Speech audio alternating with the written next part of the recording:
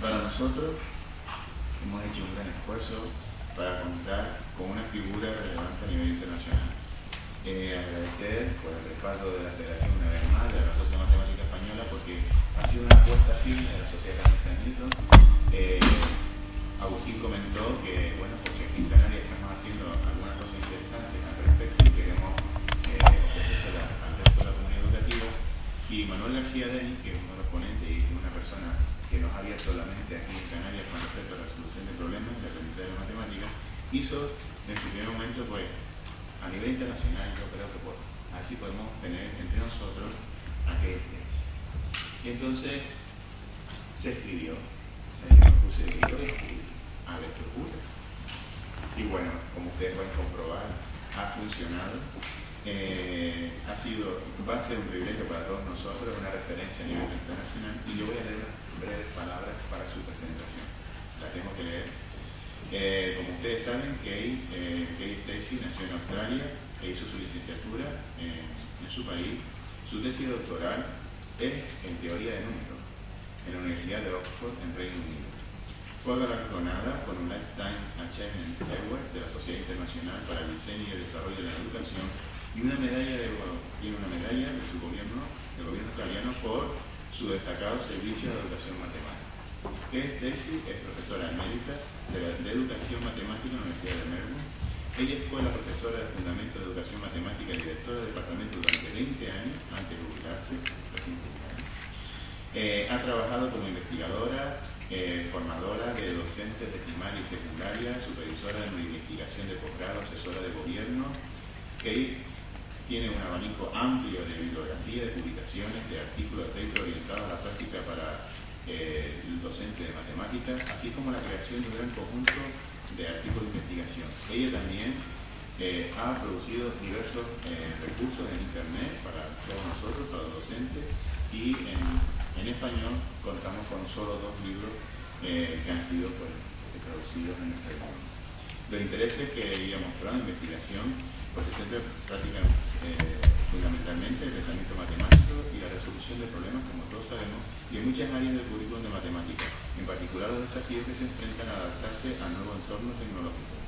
Fue presidenta del grupo de expertos en matemáticas para la encuesta PISA 2012 de la OCDE, con responsabilidades para el desarrollo del marco de evaluación y la selección de elementos matemáticos. Ahora es directora de un importante proyecto australiano de desarrollo curricular financiado por el gobierno australiano y dirigido por la Academia Australiana de Ciencias. El proyecto se llama Resuelve y Matemáticas por Investigación. Actualmente es responsable, está en el diseño del currículum de todo su país, y yo solo quisiera decir que bueno, pues es un gran honor poder contar con ella en esta edición de la Escuela Miguel de Guzmán, poder tener que ella contribuya con, supongo, seguro, que nos va a abrir, que nos va a hacer reflexionar sobre muchas ideas, nos va a traer aire fresco, y nada, cerrar, pues que it's a real honor for us to be with us in the new edition of the Miguel de Guzmán School. Thank you very much.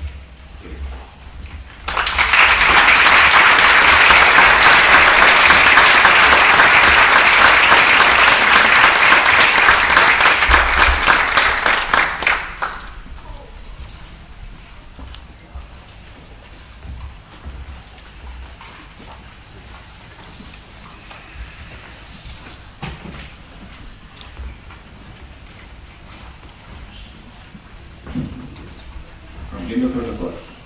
En el programa de mano tienen ahí el hashtag de Twitter para que aprovechen y ahí intervengan y pongan durante toda la jornada, ¿vale? Que es muy importante, por ejemplo, ahora.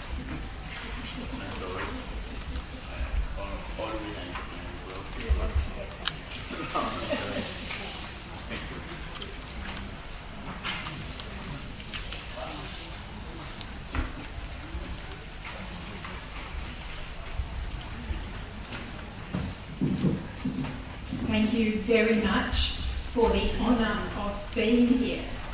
It is wonderful to come. First, it is wonderful to hear because I know of the important work that Miguel Guzmán did as president of ICME, and particularly in involving many different parts of the world in the work of ICME. So it is a pleasure to be here for his for a school named after him. But the greatest pleasure is to come from the other side of the world and to find so many people who are thinking about the same issues of teaching mathematics, enjoying mathematics in so many ways, taking pleasure in its problem solving, and so it is wonderful to be here to meet you. I know it was very hard for you to organise for me to come. That means that when I am here, I want to talk to you as much as possible. So please come and talk to me. I am sorry I have no Spanish. I apologise, but surely someone will translate. So I hope to talk to many of you. Now my topic today, I want to talk about learning mathematics through problem solving and for problem solving.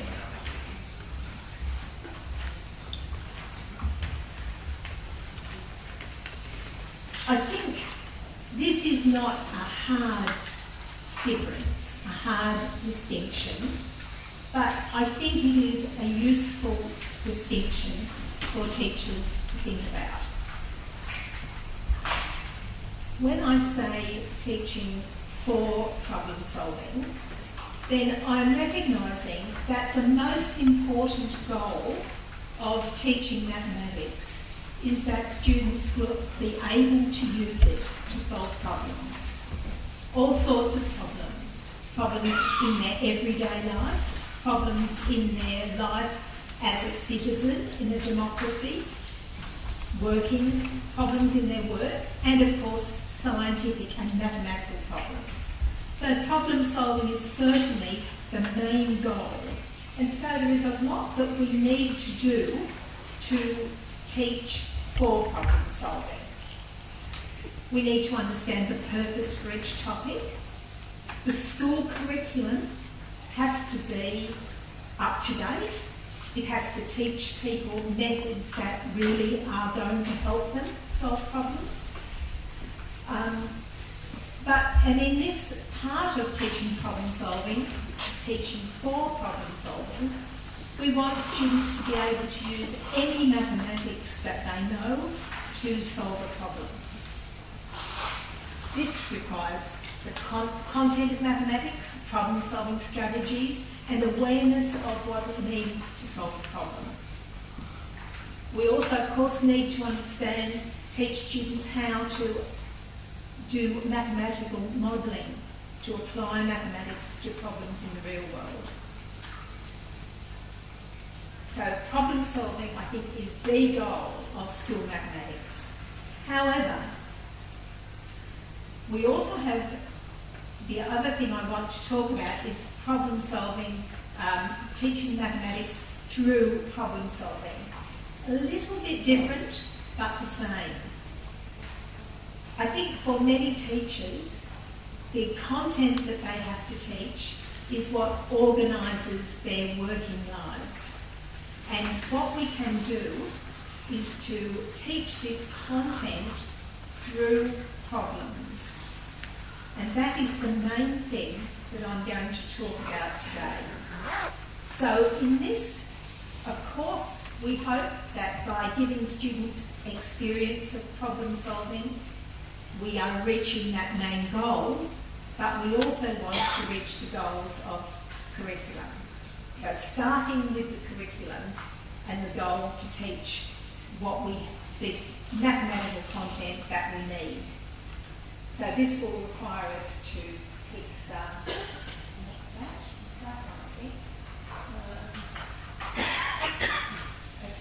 picking problems that target mathematical concepts and skills, and hopefully having students learn strategies for problems. Okay. Of course, a little minute, what should the problems be like?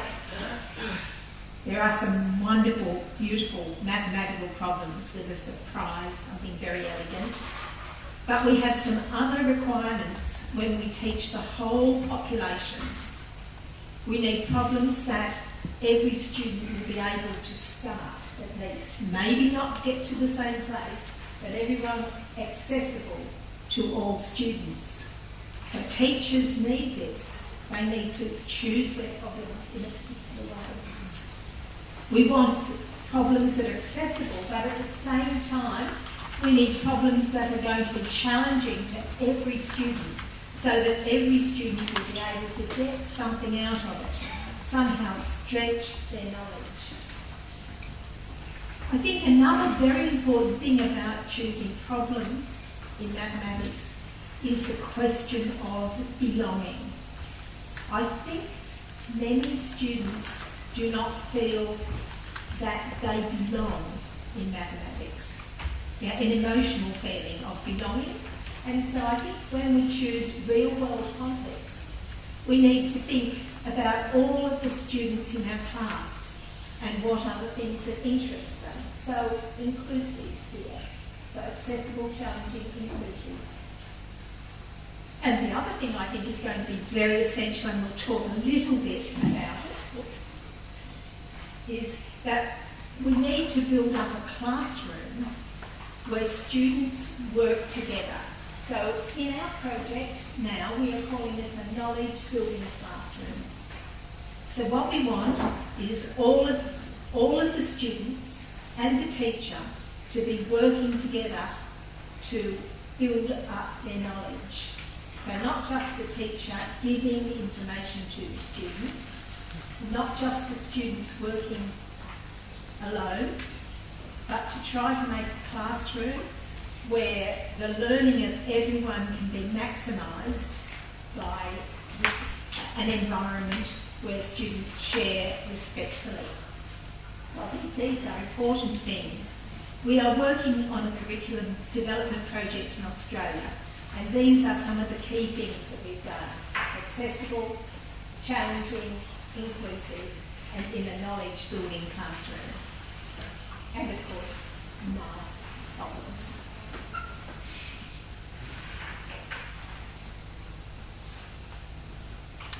Just before we really start, I just want to remind you, because problem solving is the central activity of mathematics, it is very complicated to teach it well. And so many things are involved. So for solving problems, sorry, I keep doing that the wrong way.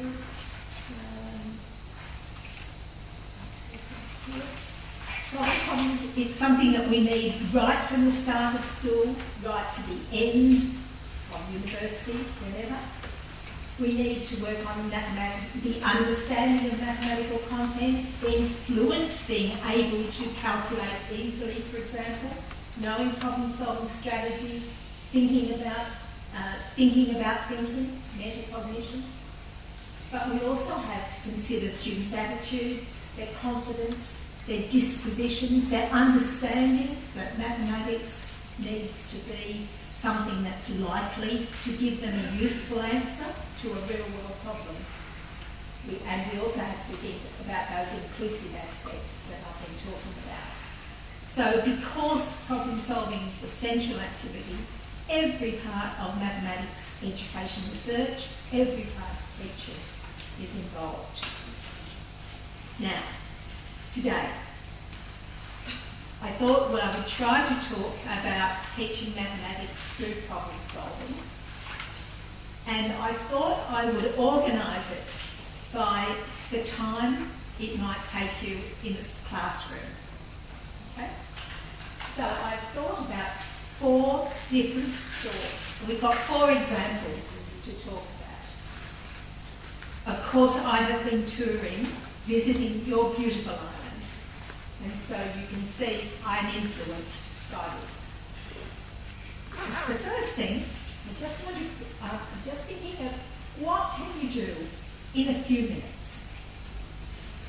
What can you do in a lesson or 2? And then 2 different ways of organising a unit of work for teaching through problem solving.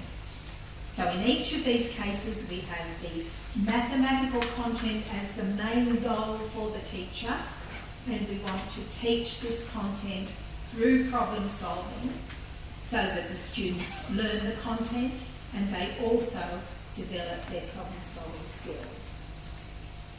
So 4 different sections. The first one, we are just driving along the road and we see something beautiful. So think about this in your mathematics classroom. You are just driving along the mathematical road and an opportunity comes up for something very good. We might not call this teaching through problem solving, but I think it can make a lot of difference to how students feel about mathematics. So we see something special, we stop for a few minutes, probably unplanned. Like seeing something beautiful, it might begin with what a student says, what they notice or what they ask, or something the teacher sees. Our aims in this is to develop what I call a spirit of inquiry. That mathematics is something we can always think about. You know, we're trying to make a thinking classroom, not just a copying or writing down classroom, but a thinking classroom. Somewhere where we can see patterns and interesting results, even in topics that might seem boring. So, my first example is a boring example. Not interesting. But I remember a wonderful my student teacher. The students were learning notation. It was just a lesson about how to write the sets and the subsets of things like this. And so my student teacher, when he was correcting the students' work, he wrote the answer to one question that way, and he wrote the answer to the next question that way. So immediately, without saying anything. And then suddenly the students began to see a pattern. So just a few minutes, the students began to see these subsets are the same as those, and then we can have the extra letter C in them or not. And so some students could see that the number of subsets doubled, going from 4 to 8, and then they knew it would go to 16. They suddenly see a pattern, even though a very boring topic. Okay. Now, I've started here because I think that this is something that can happen in every lesson, every day. One more example.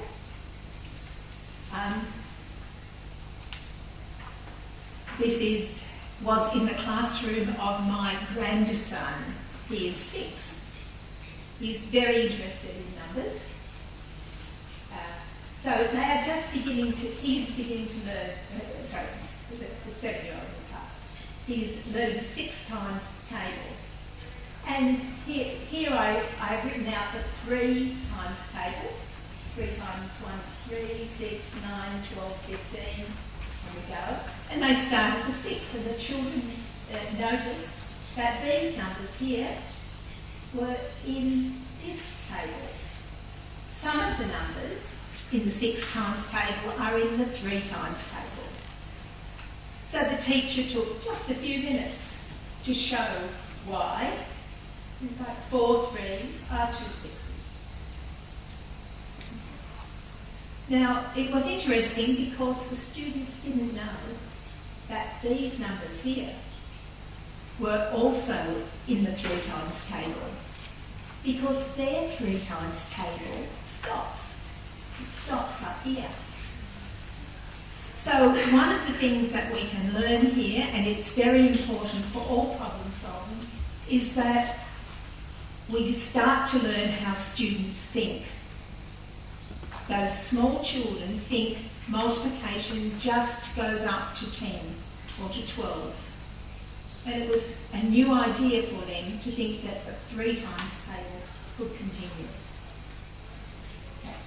So those are our examples of wayside stops. Any time, any place.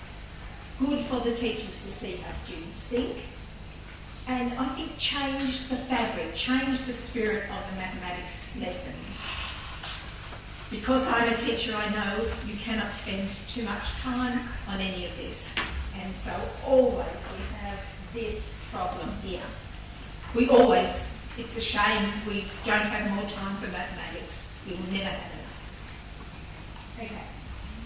My next one is a day trip. So here we are going on a special trip for a day to teach something, another topic.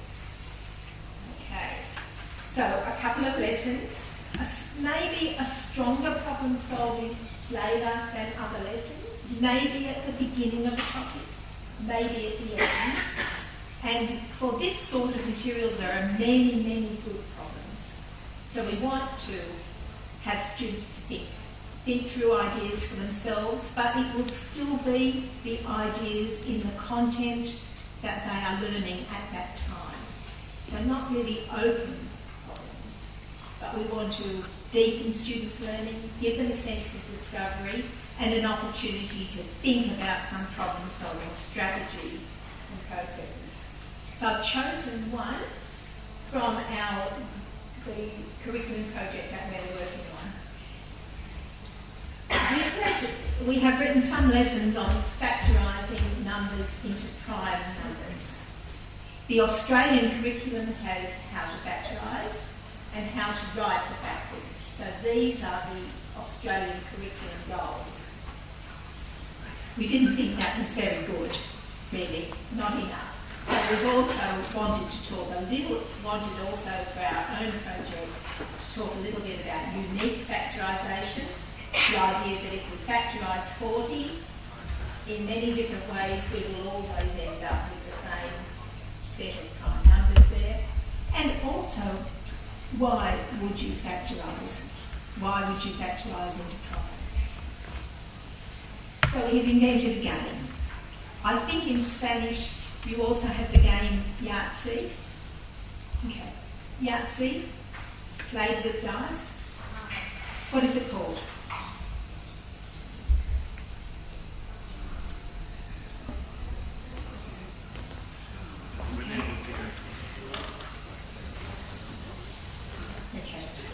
It's a wonderful game for mathematics. In the game, you have 5 dice. You roll the dice. You have certain categories of dice to certain categories, and you get points. And then, if you don't have the right number of right dice, you can roll again 2 times. Does someone know this game?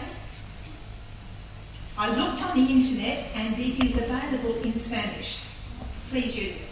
But for prime factorisation, our dice is a little bit different. We have made our own dice with prime numbers on each side. So we just choose some prime numbers, we chose these ones, and this orange dice here has a prime number on each side, one of these. It doesn't matter which ones. So each one, they just have some prime numbers on the faces. So the idea is you get some points. So you can see how, when I've got the arrow, if a person had rolled these dice, then they might choose just to roll this one again and get a 7. Why would they do that? Because you win. If you have a number to the 4th power, this is your score, the product of the prime numbers on the dice. If you get a number ending in 0, 0, you get 500 points. A number ending in a 0, you get the product of the prime numbers, or a square number, or an odd number, or an even number. So what we are trying to do with this game is to help students understand that they can read the prime factors and understand things about the numbers. So when students first begin to play, Amy, that's a girl's name, she rolled 2, 3, 5, 5. What should she do? Now to start with, Amy calculated 2 times 3 is 6.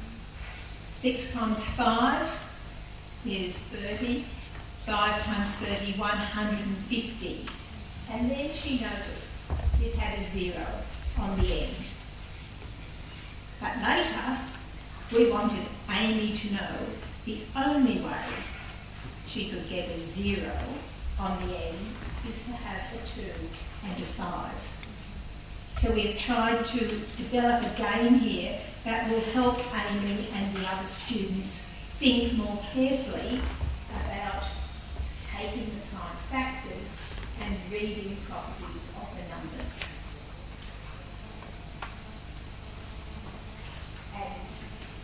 And then we won't spend more time about this, but if you want to play this game, you can see there is quite a lot of thinking. You can think of, including probability, to think about how you can get other numbers. Each category can only be scored one time. So we have here, what we have here is a game with class discussion and a discussion also in groups where we are hoping that students will discover more about prime factors for themselves. They have already learnt it from the teacher, but in this game situation, they can go through it more slowly, go through it for themselves and work, they can actually work out the ideas. So at the beginning, they would be multiplying to find what sort of number do I have. At the end, they can look at their numbers here and see what sort of numbers they have. So we've tried to give a purpose to the prime factorisation for these students. Okay. And then, of course, as in all good problems, there are lots of extensions, a lot of ways that we could take and think about this problem more deeply. So one thing we have suggested for students is to think about, in each of the categories, what would be the largest possible number that you could get? The largest score, how would we get the biggest score for a fourth power? Well, it would be 7 to the power 4. And the smallest score would be 2 to the power 4. In fact, really, the smallest score would be 0, because you might never roll a fourth power number. So it might be 0, but that's it. And then we can go through a square. This would be the biggest square, the biggest odd number, the biggest even number, and the biggest total for the game. So we use, this is part of making a problem accessible and part of making a problem challenging. But we need to know ways that we can take, extra ways that we can give students who have understood it well, they can go on, and also ways that we can make a problem easier for students who need some help. When we teach problem solving and use problems in class, we expect students to think for themselves and to work in groups.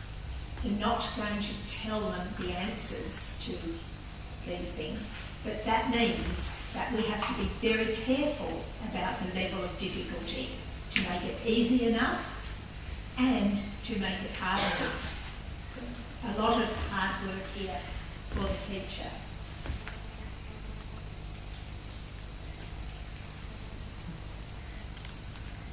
So I think in this category, my day trip category, there are many, many, many sorts of problems that we can use. So, for example, with prime factorisation, highest common factor and least common multiple, I think this is a lovely problem. And we have also used it in our curriculum project. So here we have how many points?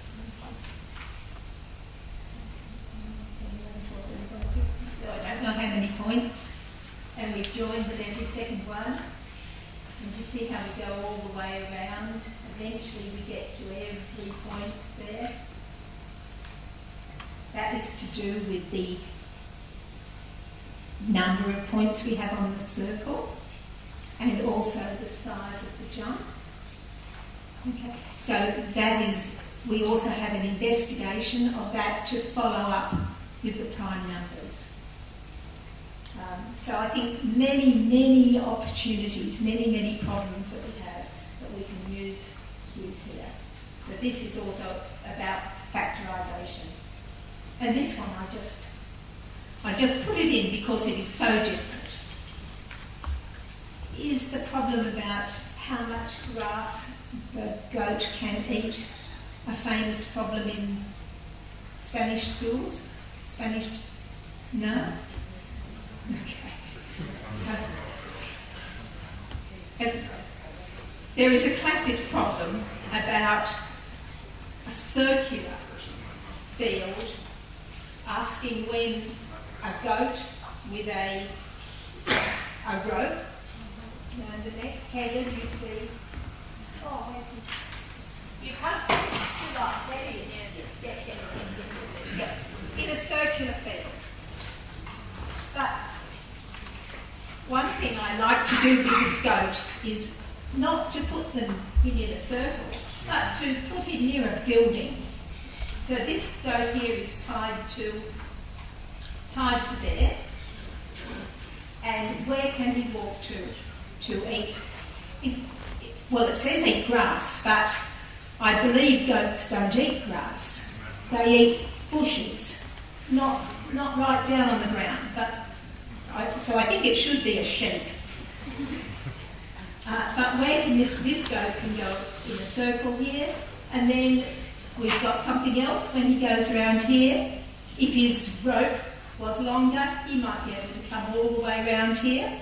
A very nice little geometry project. But I put that one in because it is like a classic problem. Yeah, but we have adapted it for classroom use so that we learn other things from it.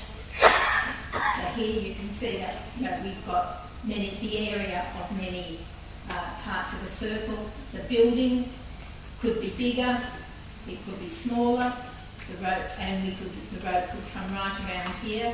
Lots of different things, but quite accessible to students who know about area and geometry. Okay, this is another one that we've also used in our Resolve project about building an array of this. These are boxes. In Australia we call chooks. I think you might translate chicken. These chickens go into the show to find the best chicken. You have to take along your own boxes and make them. You make arrays of boxes like that. And so we have an introduction to early algebra by looking at the patterns in this sort of thing. So this is one dimension. We can have 2 dimensions or 3 dimensions. So this here, the content area would be for early algebra, looking at patterns perhaps, writing formulas, but we have a problem solving perhaps as the beginning there of the problem. Okay, another one. This is a car jack. You know, to lift a car to change the tyre. You know this car jack? And how does it work? And the main question is, why does this car jack make the car go up vertically? That is the most important thing.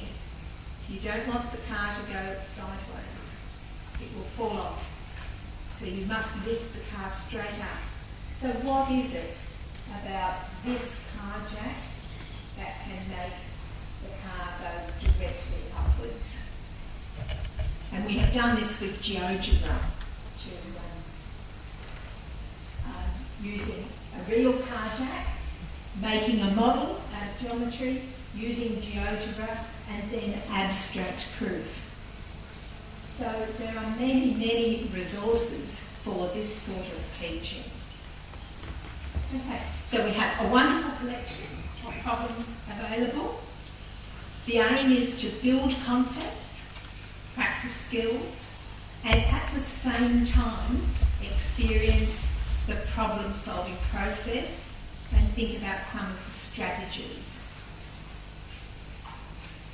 The important thing, as well as choosing the problem, the teachers have to be able to help students follow their own path. I think this is one of the things that makes problem solving an expert teacher job.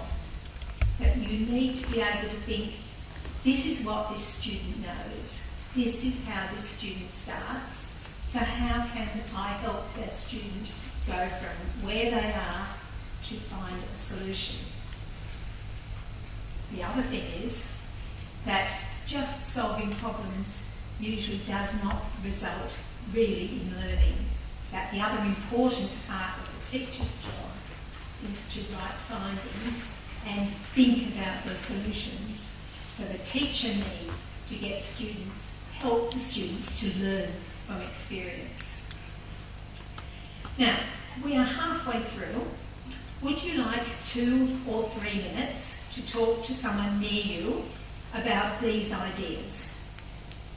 Okay, just 2 or 3 minutes talking to someone nearby about wayside stops, a few minutes, or a problem-solving lesson that has been good for you. So just a couple of minutes to talk in Spanish. Off you go.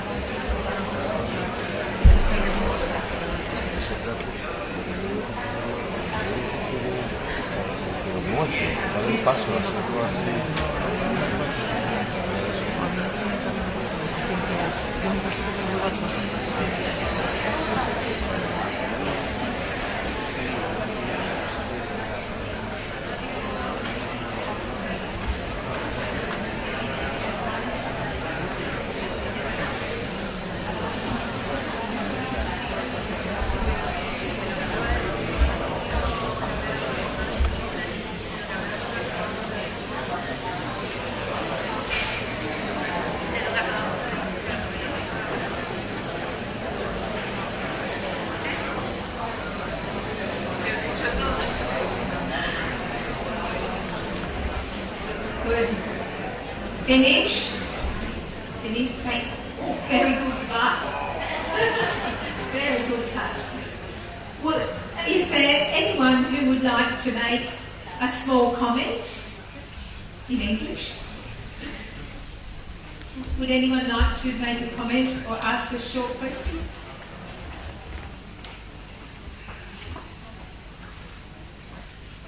No? Well, we were talking about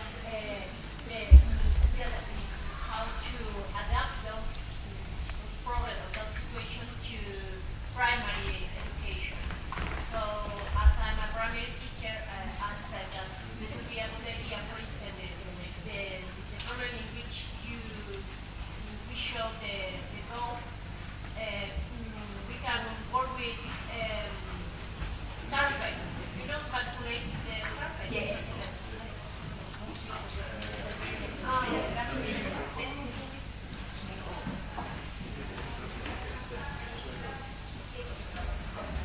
que si alguien quiere preguntar en español lo va a poder hacer y se lo traduce a ella y luego lo dice en inglés. Ahora ella le pregunta.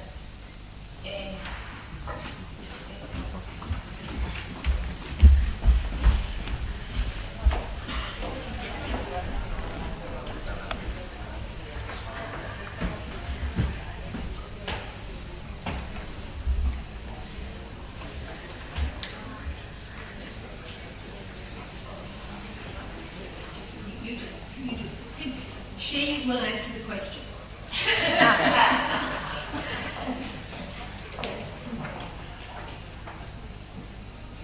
The next two in.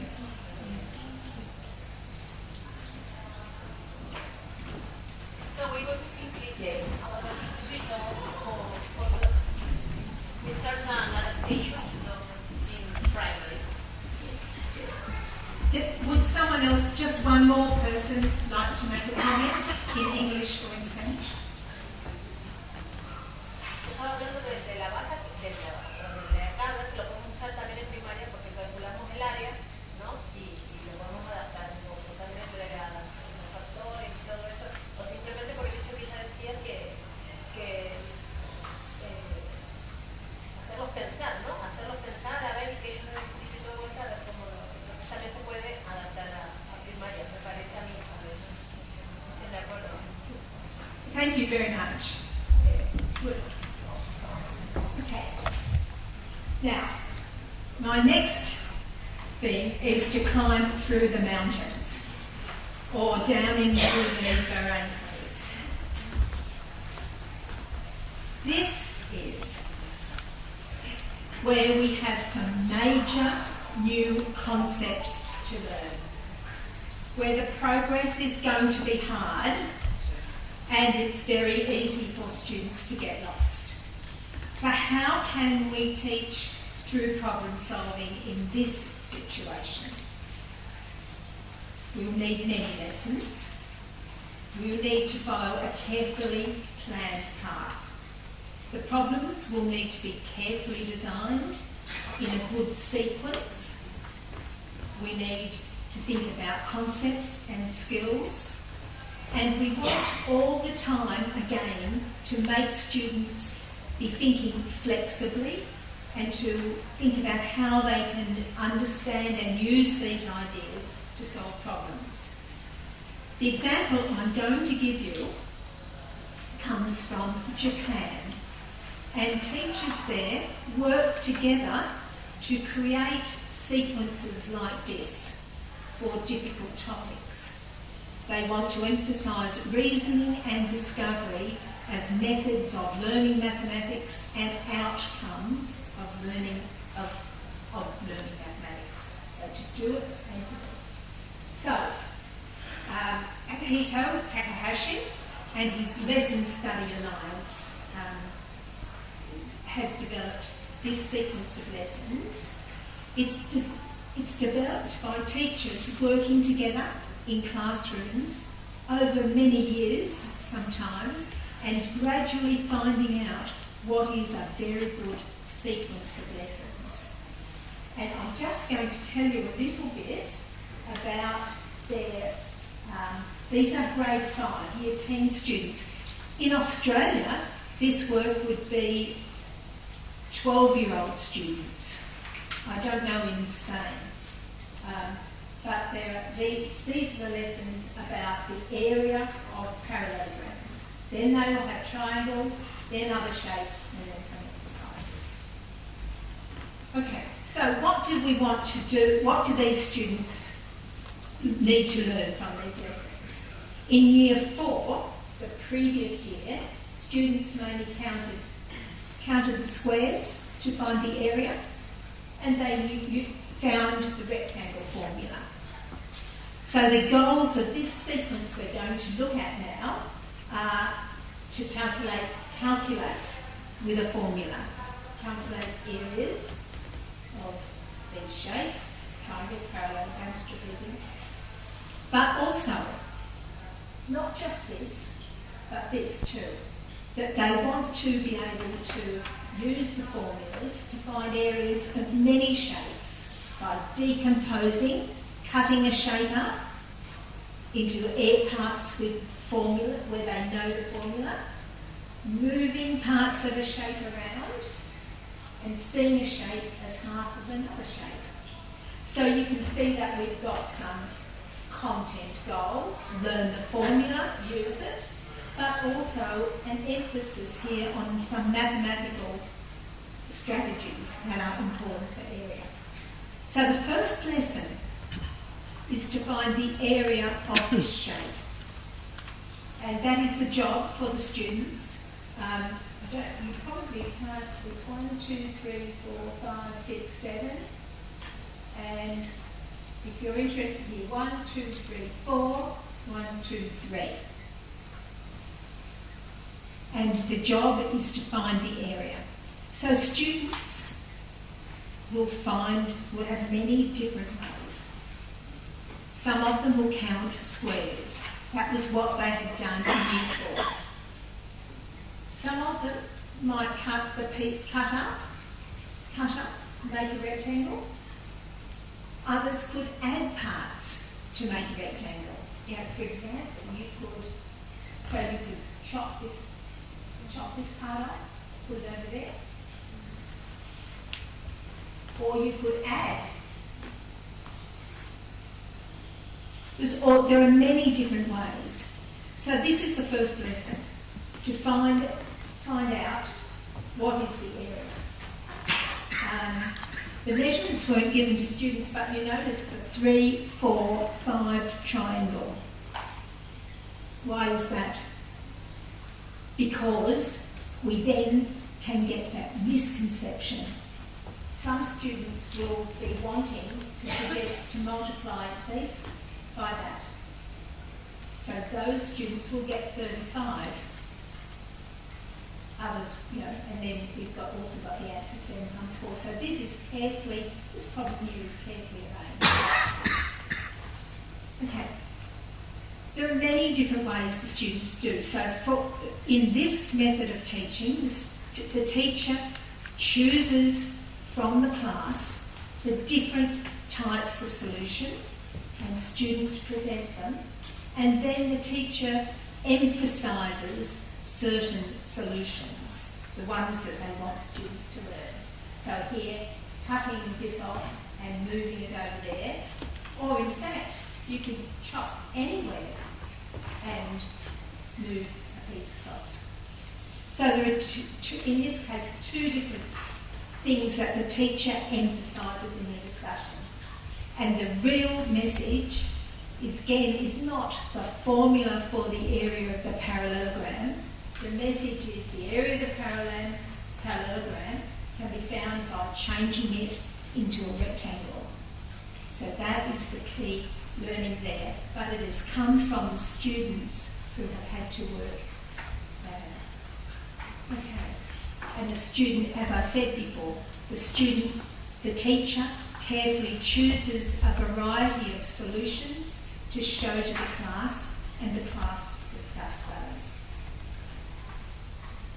The third lesson in this sequence, Akihiko Takahashi, he calls it a shaking lesson. This lesson shakes because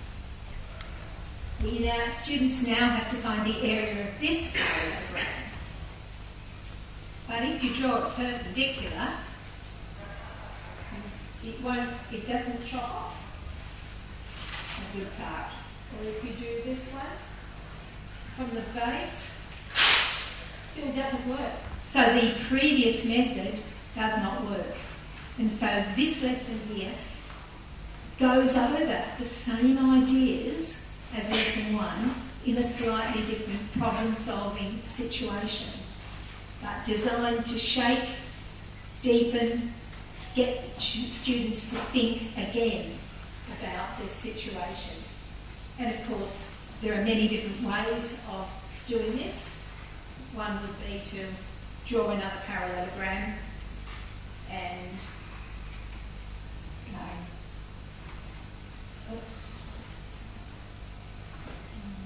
there. Suddenly it's okay. So a lot of different ways, so reviewing that one. So that's lesson 3 there, very similar. So the general plan, in the lessons, posing a problem, the teacher makes sure the students understand it, but apart from that, the students will work on the problem themselves, with a partner, in a group, or by themselves, on different days. Then the teacher will select students to present solutions, carefully, a range of solutions, so that everyone can see something that they understand. Class discussion and the teacher's job to summarise the learning. So that's in the lesson. And the unit, the whole unit of work, starts with the try. So we've just seen 2 examples. Trying.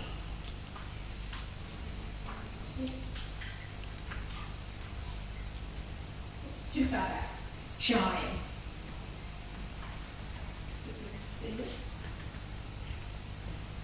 Okay?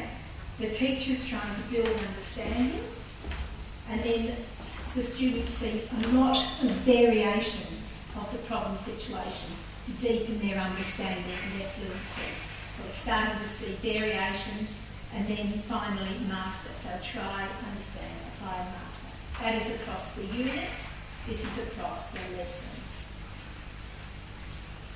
So lesson 4, they're beginning to develop fluency here, and these are calculation, but sometimes with the measurements, and of course sometimes having to choose which measurements to make. If we always give students the measurement, then they're not doing much of the thinking, are they?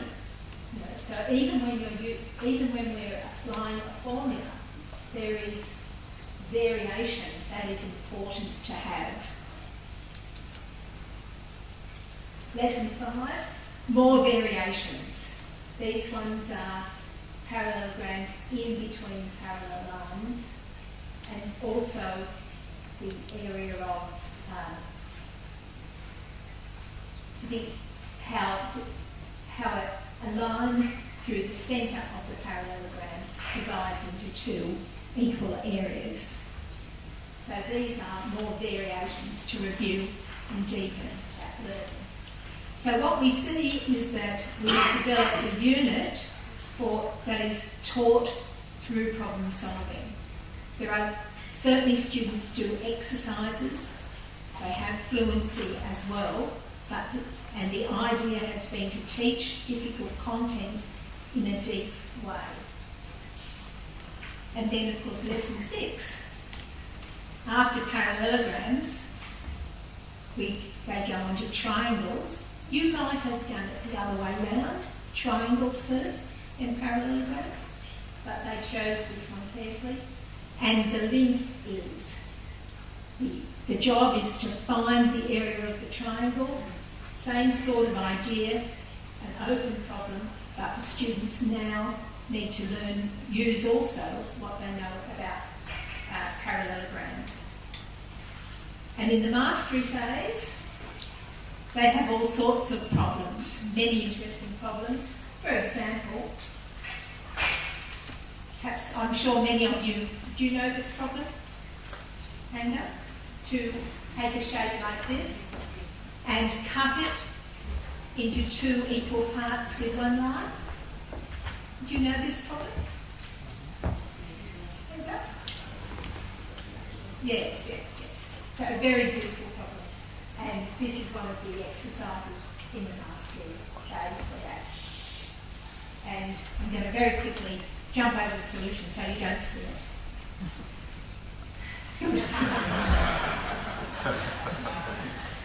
I didn't know how many solutions there were. A lot of them. Okay. So, what do we think about climbing mountains? Okay, this is when we've had difficulties. There's not very many ways. What we need here is to build on the prior knowledge. We're trying to develop flexibility of thinking, even as we learn these new contexts. We're trying to make sure that students understand why the formulas work.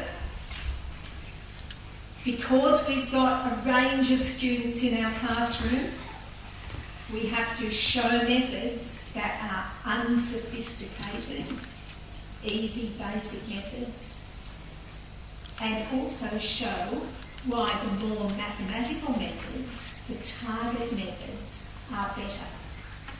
So that's very important, isn't it? That we want to move students along. They won't all get right to the end, but we want everyone to shift up and to understand what is wrong, why the simple methods are not so good. And it's interesting in that unit how the designers have chosen unusual cases. For example, at lesson 3, with the narrow, long parallelogram. That's not just... sometimes when I have taught this sort of topic, I thought, oh, it's just a nuisance, a bad irritation.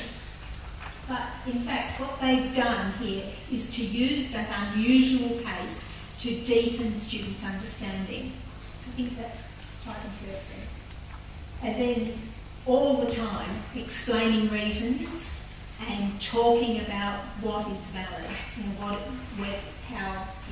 to understand, for example, why the first argument did not apply to the very sloping parallelogram of lesson 3. And going through that the general trying problems, teachers' jobs to make sure that students understand the important things, applying it to lots of variation here, but still in a problem-solving way, and then exercises and challenging problems for mastery.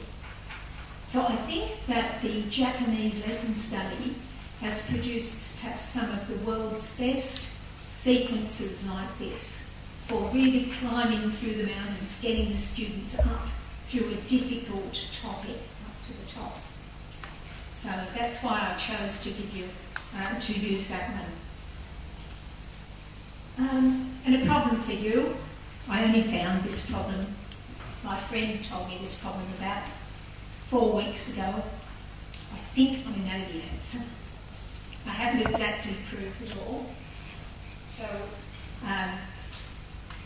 I'd be very interested does anyone know this?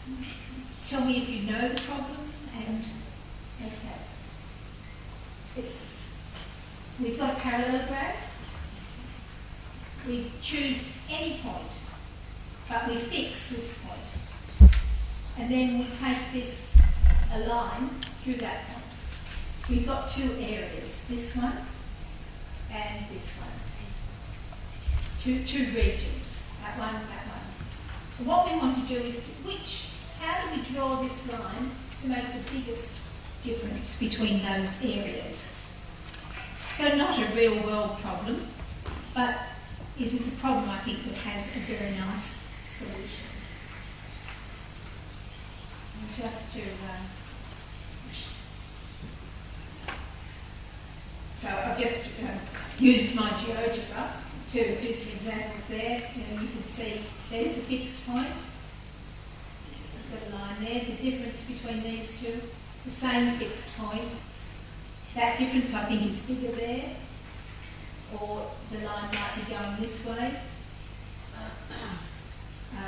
It might be there. Of course, if the fixed point was at the centre, the difference would always be 0.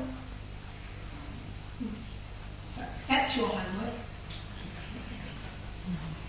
Okay, and my last example, okay, I felt with the parallelograms we had concepts that we really wanted to develop, and there was the path to get there. I think it's fairly narrow and difficult. This is quite different. I've called it crossing the plains, this one. So again, we've got a lot of lessons, And this one is rather more like inquiry learning. So quite a different sort of teaching through problem solving. We've got here a real world question that motivates all the students' activities. Now in Australia, especially in the primary schools, but also in year 7, year 8, the first years of the secondary school, this is promoted as a good way of teaching every subject. Now, I feel it has potential for mathematics, but must be used very carefully. So what I've written here is it's called inquiry learning, do you know?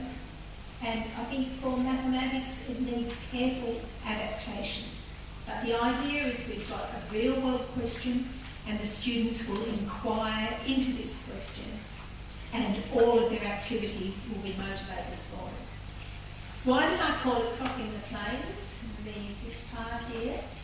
I think it's because students can wander along many different ways. You can see all sorts of interesting things, broad uses of mathematics on the way, and different mathematical topics can be used together. Teachers like this because it can be about many topics in the same group of lessons. The previous, going up the mountains, was just about the area of shapes. This one is a broad use of mathematics. Okay, so quite different to the other. This one is, I've chosen an example here. This is for, I think, also the grade 1 students. And it's a set of lessons called Target Ball. Okay, there's 4 lessons, and the teacher, you will immediately see that the teacher here has many mathematical goals. The beginning of measurement, learning to measure, and so starting with comparing distances and measuring in different ways, what I call informal units. I'll show you those in a moment. Understanding the need for a shared unit of measurement. So not yet centimetres. Centimetres will come later. The teacher also wanted students to be practising counting with 2-digit numbers, put them on a number line, organising the data into a frequency table, and beginning to talk about fractions. So just using fractions in a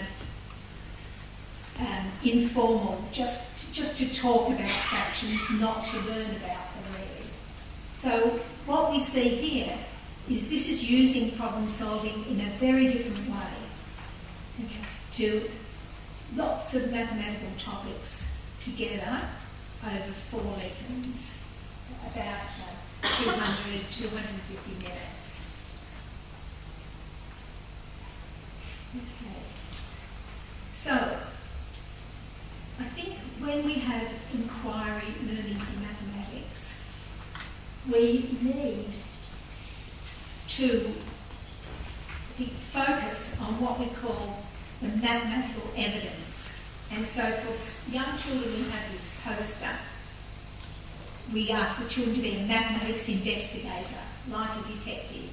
So they have to find mathematics, they have to do the mathematics, and they have to share the mathematics. So the emphasis there is on collecting and presenting mathematical evidence. We think this is key to making for inquiry learning to help with teaching mathematics. It's very often not really about mathematics, just a little bit. So children have to think carefully about their mathematics, discuss it and write it down. And another very strong thing about this lesson is how it creates the knowledge building classroom. The other important thing for this lesson is that the teacher teaches some mathematics by having what she calls checkpoints. So discussion, so that students can share what they've been doing and critique other students' ideas, So that's part of this mathematical evidence, and sometimes she'll provide instruction. Okay, so I'm going to just tell you the sequence of the 4 lessons, just to get an idea. So the idea of this game, a very simple game, there's a target, and children have to roll a ball, and the person who gets closest to the target is the winner. And the question that the children have to answer over 4 lessons is to tell the sport teacher at their school what would be good to organise a game like this for children of their age.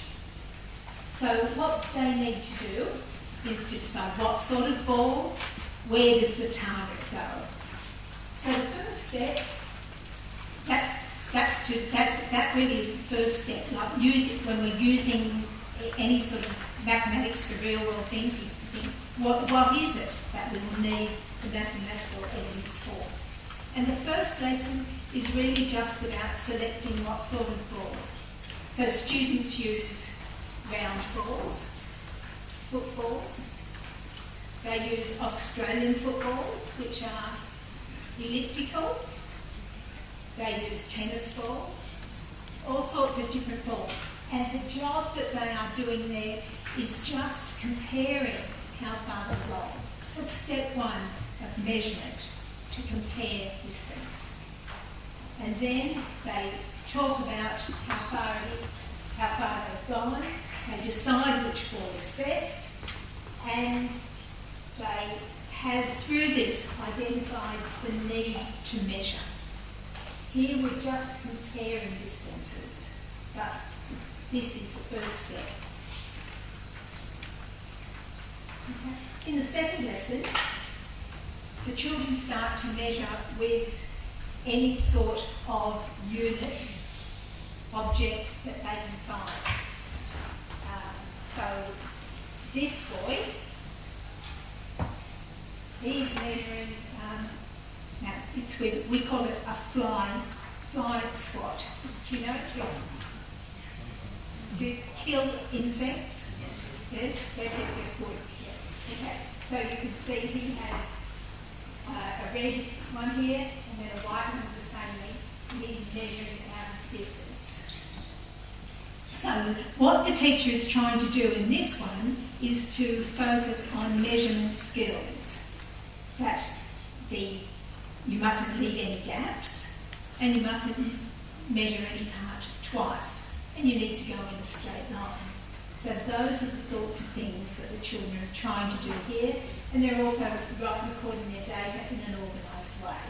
And you can see what they've got. This is 13 skipping ropes, then 58 and a half tennis bats. And the next discussion also is, what do we do about the part of a unit? So this is first discussion for these children about doing this. How are we going to write it down? The third lesson. So you can see, of course, that these lessons are very planned to get along the developmental path for measurement. Okay. The next one, the children decide they need a common unit, and they use the teacher's foot length. You see the teacher's foot cut out of cardboard. Okay. And they now get better data, so the children repeat everything again. So this is another characteristic here. The children are building up their skills of measurement, and the inquiry question gives them a reason to practice many times. You might notice they're practicing the same sort of thing. There's not much variation, so it wouldn't be enough for all measurement, but there is a lot of practice here. And so they repeat it using the new foot, and they organise it. I haven't got a picture, but they put their own measurements on a number line. So each child they have several roles, and they put the mark where the roles went on a number line, because that was another one of the teacher's goals. At this age, the children are learning about tens and units. And so this is why the teacher has included the number line there. And also it shows you a comparison between 19, 28, 53. So we have many different groups here, and in the fourth lesson, the job is to combine the group results. Here the teacher has decided to set up a big class or a table, categorised them into intervals. The children put everybody had their best mark. They put it along on the frequency table. And the final step is to make a recommendation and test it out by playing the game to see if it is a good recommendation. So the students here have to write their mathematical reasons.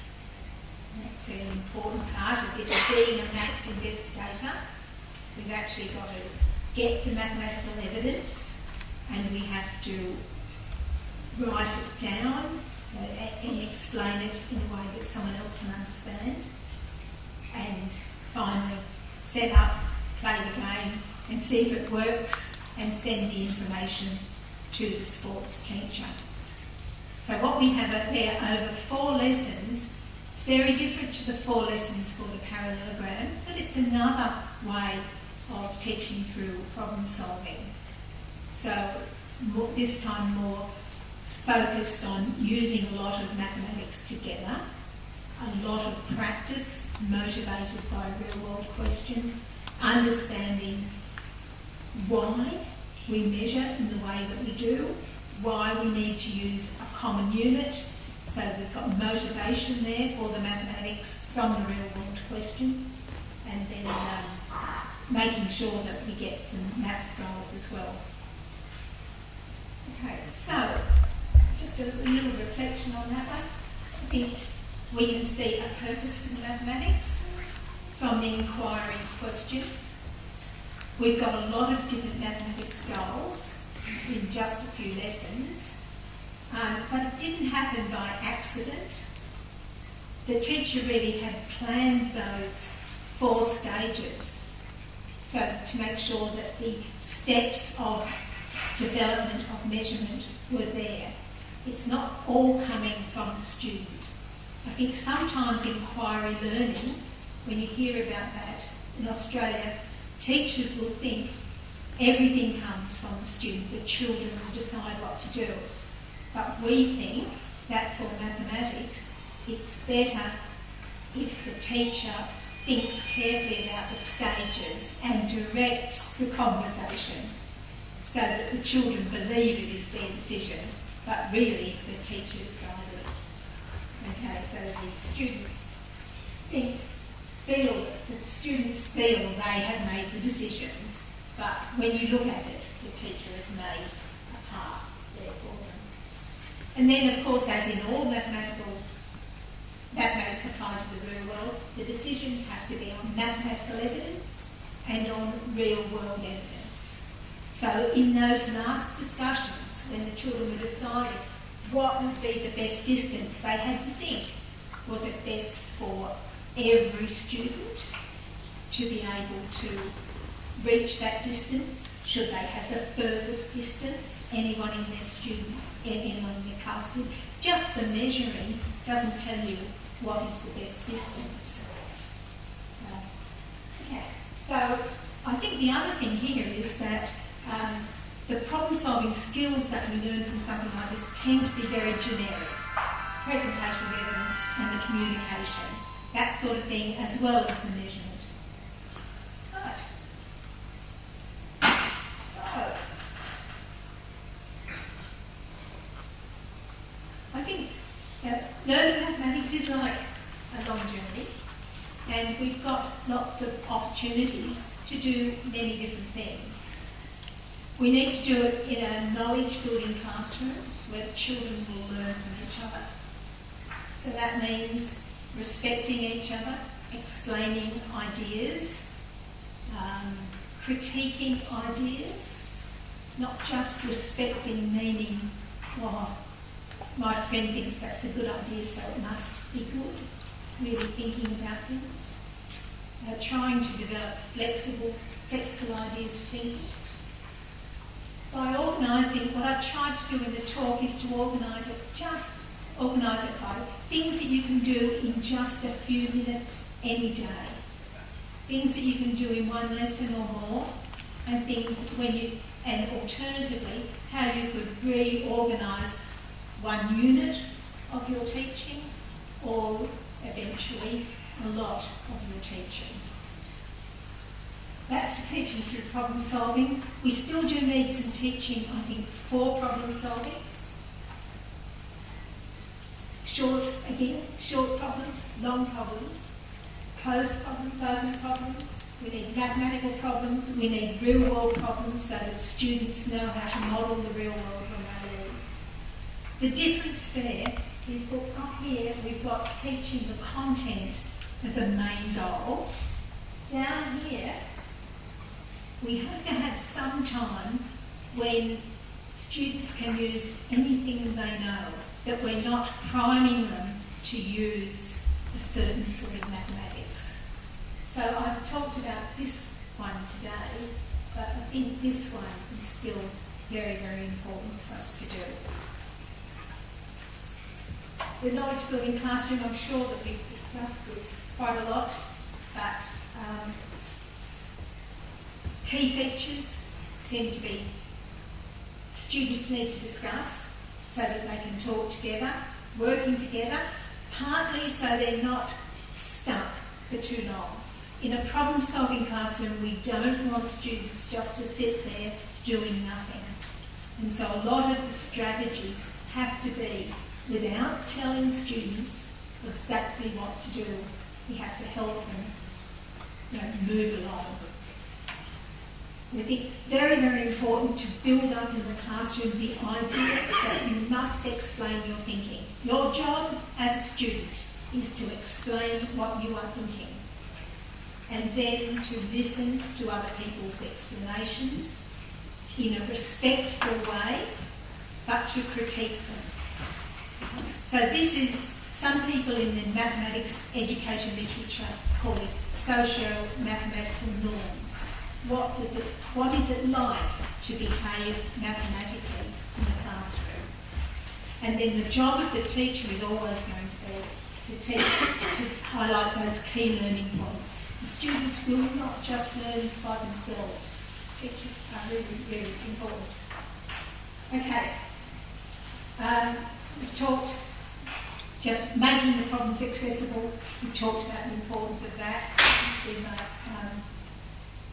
I think we've already covered most of those ideas. But certainly with the last one, what I was saying, I think it is very important that we have problems of many different types. We have students, children of many different types, lots of different interests. And so over time, we can have problems that are beautiful. We can have problems that are about fast boats, that children are interested in. They have to.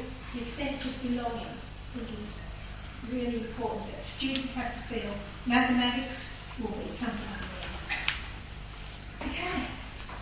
Thank you very much. Let's see.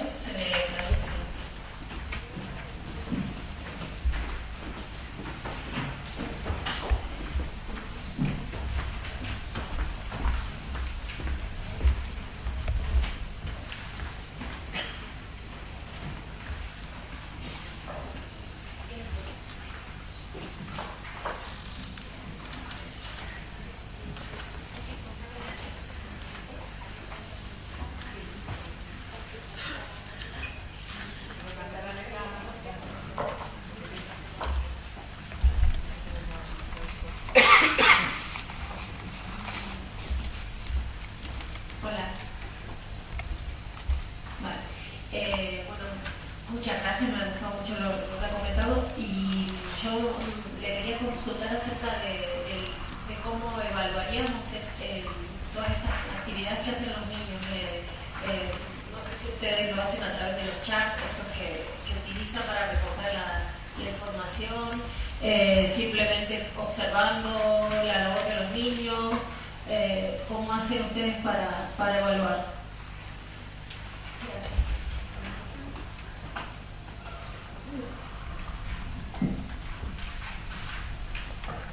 Thank you for the question about evaluation, assessment. So, of course, you will need to observe students in your classroom. For the different sorts of teaching or problem solving, I think there are different goals. So, the Japanese unit that I showed you with parallelograms, they have already built into their classroom many exercises, you could call them, so target problems that students should be able to solve. So in some ways the assessment of that would not look very much different to the assessment of another unit, a unit taught in another way. But what it would have is more emphasis on understanding, flexibility. Maybe the problems would be a little richer than before. Now, so at one level, for the teaching through problem solving, the assessment might not change. I think it is important though, as well, that sometime in each year of school, there is an assessment of how students can communicate a solution to a mathematical problem, or the mathematics for a real world problem, mathematical modelling. So I think, say, by the time students are 15, 16, they should be able to write 2 or 3 pages about a good solution to a problem that they have solved themselves. And then I think that we need to look at the content, we need to look at the strategies and the way that they have communicated the results. So I think also we could do the same sort of thing, many different types of assessment there. But at one level it need not be very much different, at another level quite different. Thank you.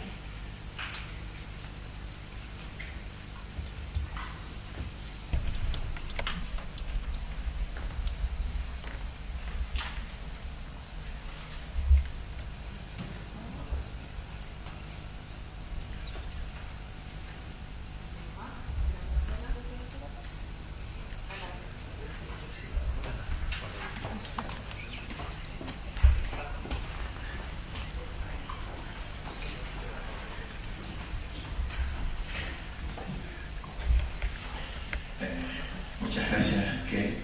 Quería preguntar, porque en nuestra comunidad y en general pensamos que tradicionalmente se ha hecho un esfuerzo para aprender matemáticas para después resolver problemas. Y muchas veces no hemos llegado ni siquiera a aprender las matemáticas que después son necesarias para resolver problemas.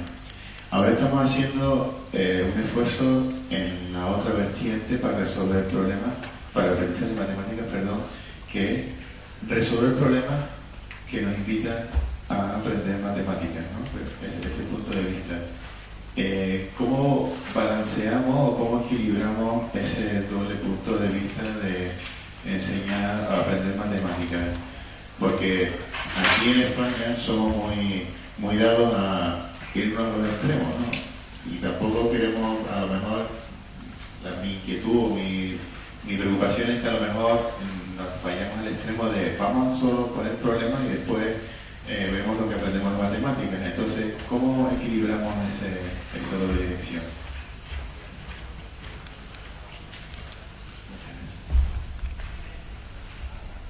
I'm not sure I quite understood the question.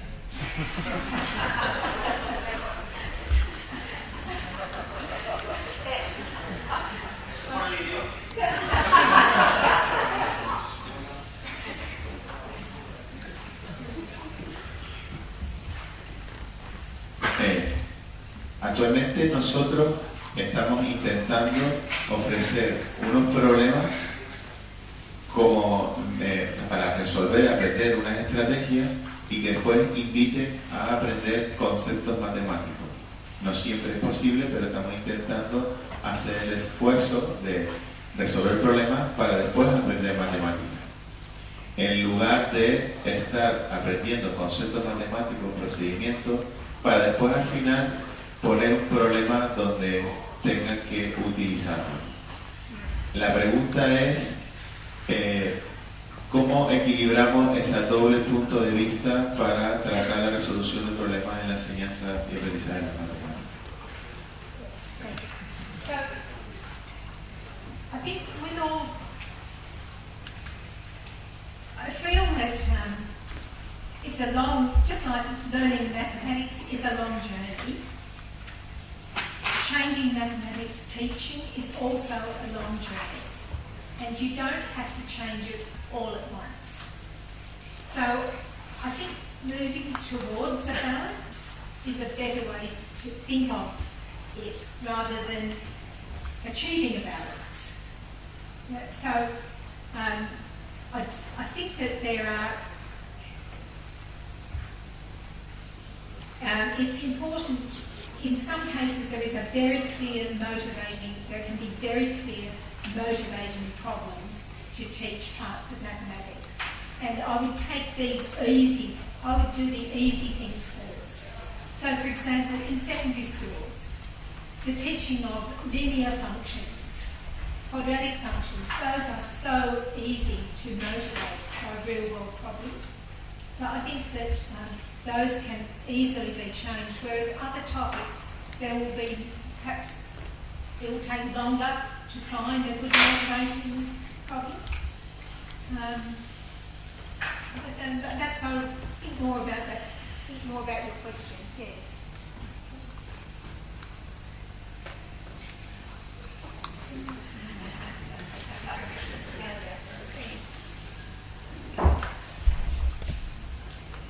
I think another very important thing is that we have to be very sure nowadays that the impact of technology on the way that mathematics is done is now very, very profound.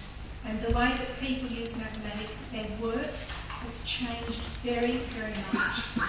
And we have to make sure that we are living in the future, not just living in the past in the mathematics curriculum. So that's a problem for, at every level, teachers, but also the direction for the curriculum for the country.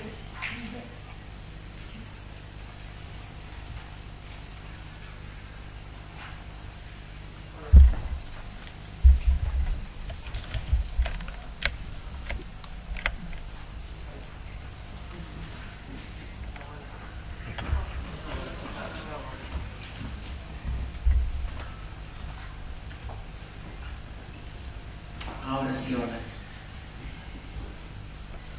A ver, en la pregunta, no quiero extenderme. Cuando usted ha puesto las imágenes que ha puesto, esa naturaleza tan bonita que tenemos en Canarias y en todas partes del mundo, yo, este curso, he trabajado con los niños de tercero, quinto y sexto de primaria, el paisaje, a través de la matemática. Me gustaría saber si usted tiene algo publicado sobre esto, porque es complicado y también empecé a descubrir. Y lo descubrí a través de un vídeo del Pato Donald, de dibujo animado, el país de las matemáticas o el mundo de las matemáticas del Pato Donald. Y yo aprendí mucho con ese vídeo, y el niño también. Me gustaría saber si usted, eso también se trabaja, o si me puede acercar un poquito más a ese mundo maravilloso de la naturaleza. No sabía que existía el fractal, ni otras muchas cosas, la forma de las flores, de los árboles. Y estoy empezando por ahí, y me encanta. Gracias.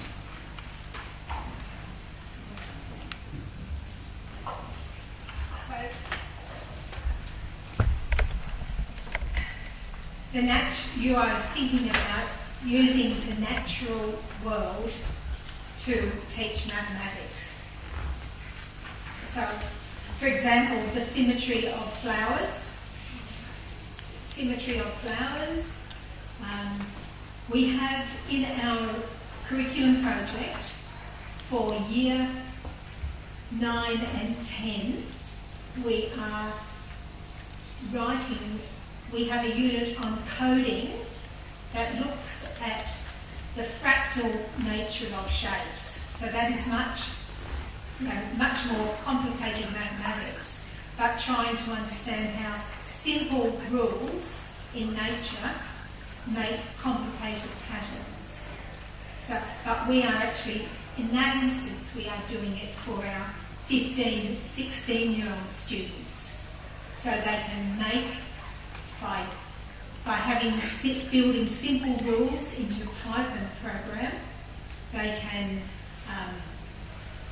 make pictures of trees that seem to grow in a very, very natural way. So at primary school level, I think a lot of symmetry for flowers.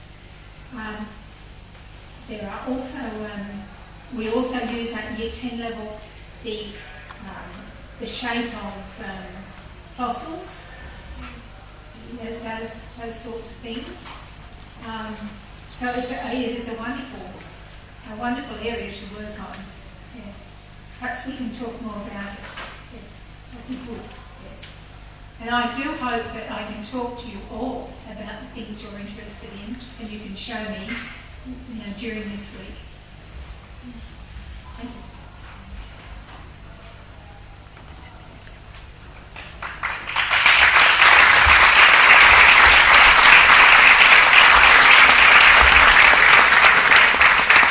Ahora tenemos un descanso y devuélvale por favor a Paco los auriculares dentro de la bolsita.